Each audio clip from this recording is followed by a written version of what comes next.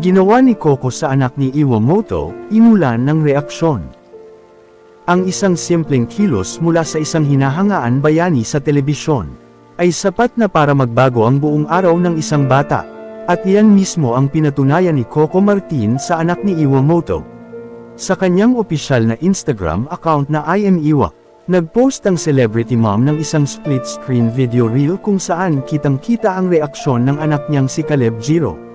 Habang pinapanood ang nakakaaliw na surprise video greeting mula sa bida ng Sigabo.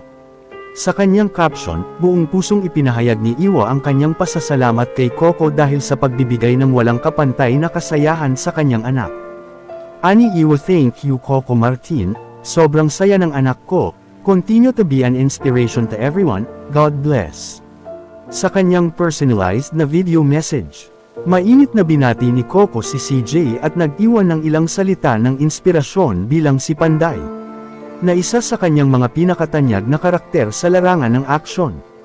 Nakangiting sabi ni Coco, "Hi CJ, Kuya Coco, ito si Panday, sana ay maging masaya ka sa panunood ng Panday at ganun din sa Sigabo." Nag-iwan din siya ng ilang payo para sa bata, kabilang ang pagiging maingat, palaging magdasal at makinig sa kanyang mga magulang. Ani Coco, "Sana ay lagi kang mag-iingat at magdadasal at lagi kang makikinig sa iyong mga magulang, God bless you and more power sa you. Sana magkita tayo soon, I love you." Habang nagsasalita si Coco sa screen, hindi na napigilan ni CJ ang kanyang pananabik. Walang tigil ang hajek-hik ng bata, gamulong paatres sa kanyang upuan, at nagpupumiglas ang mga paa sa labis na katuwaan. Naririnig din ang pagtawa ni Iwa sa background, na malinaw na labis na nasisiyahan. Na makita ang kanyang anak na ganoon kasaya dahil sa hindi inaasahang pagbati mula sa action star. Isang simpleng gesture, ngunit malaking saya para kay CJ.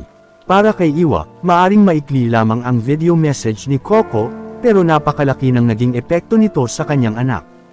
Samantala, bumuhos ang sari-saring reaksyon netizens mula sa mga na-touch, natuwa hanggang sa mga nagbiro.